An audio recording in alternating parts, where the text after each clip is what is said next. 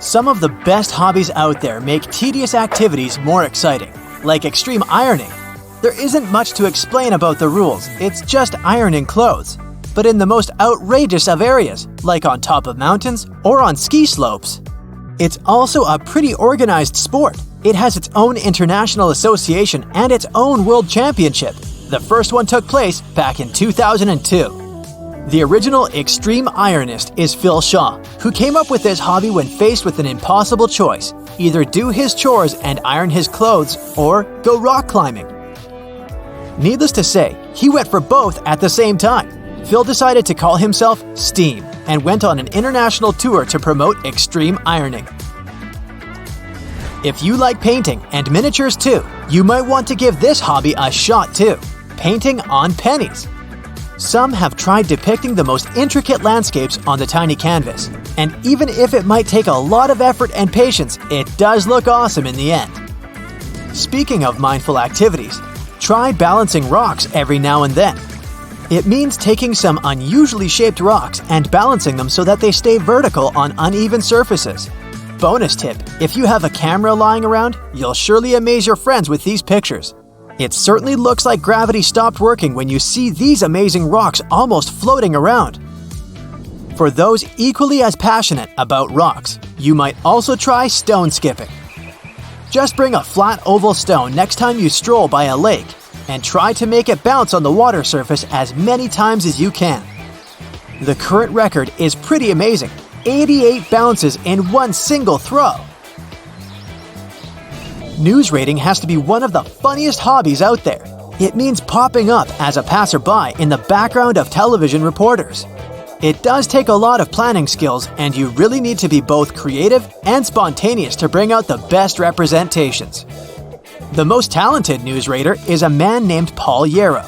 He sneaked in a lot of broadcasts on TV. There's even collections of his appearances online if you're looking for some inspiration. Don't you love it when you light up a new scented candle in the living room? Well, next time that favorite candle of yours is just about done, you don't need to worry about wasting the last layer of wax at the bottom of the jar. Leave it to the online communities to teach you how to make candles at home by mixing or reusing leftover wax. It's easy to remove that last layer of wax by heating the candle from the outside a bit, just enough to detach it from the glass container. Otherwise, just slip the whole jar in the freezer. It works just the same. The next part is totally up to you.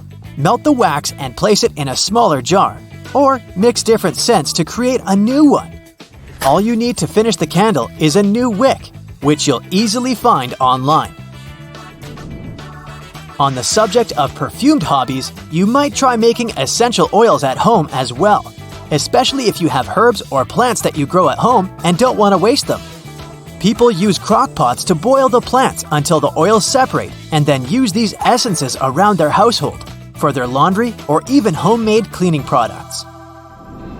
Here's another creative hobby that helps bring the outdoors closer to your living room: aquascaping. It's a process through which you can create your own submerged or semi-submerged garden. You'll need some water-loving plants and a leak-proof container, like a fishbowl. It's also best if you use filtered or distilled water. It makes the whole garden look a bit clearer. Add some clean gravel or substrate to the bottom of the container and arrange the plants to your liking. You can try recreating scenes from your favorite movies or books, like shipwrecks or underwater kingdoms. You might not be able to try this unusual hobby if you don't like flying, but just know there are people out there that have big collections of airplane sick bags.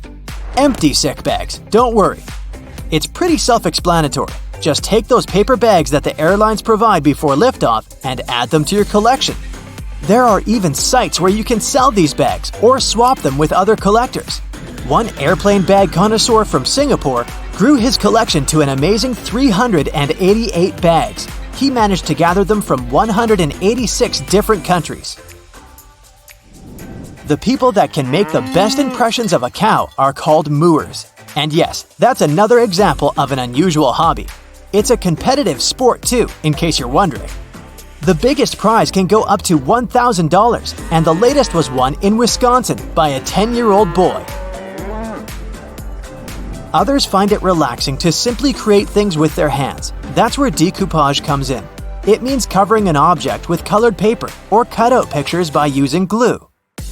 The options are endless. You can try scraping boxes, book covers, or even old pieces of furniture.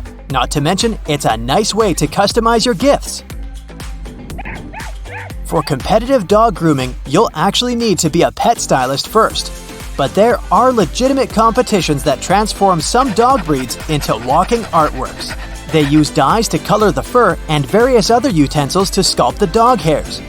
In some contests, all the styling needs to be done within a couple of hours. Most competitive dog groomers like to work with poodles because their fur has the best characteristics for shaping and coloring.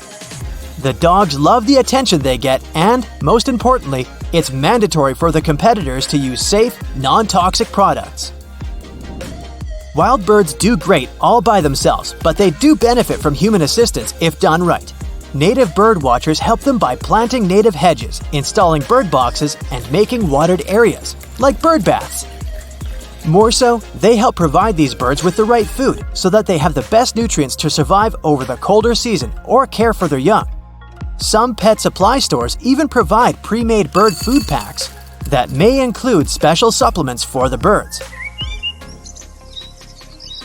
Snowdrops are some of the most loved flowers around the world since they let us know spring is just about to arrive. It's no wonder exclusive snowdrop societies exist online.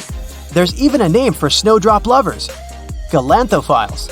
Flower-loving hobbies aside, some people make a good living from growing these delicate plants, as they can go for over $700.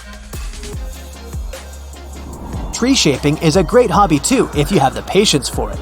It involves taking trees or other woody plants to create structures and art. They can be abstract or symbolic, or actual functional elements, like benches or chairs. Tree shapers do their thing through a bunch of different methods. Like instant tree shaping, which means bending the wood into the desired design until it retains the shape. Then there is the gradual tree shaping, which involves controlling the growth of the tree and guiding it along predetermined designed routes by using jigs or wires. One famous tree shaper was John Krupsak, an American banker and farmer based in Wisconsin. He designed the first grown chair, which was harvested back in 1914. Online forums are a never-ending source of ideas if you're looking for a new hobby. So there's one idea introduced by a Reddit user that involves making your own salt, but in a totally unique way. You can always find powdered salt, but not salt in square cubes. Never crossed my mind, but this crystal enthusiast was eager to make the perfect, transparent salt cubes. You'll know what they look like if you've ever visited the Dead Sea over in Israel. Since he could find very little information online on how to make these perfect cubes, he decided to write a guide that's now available online if you're interested. Turns out you can grow them as big as you like.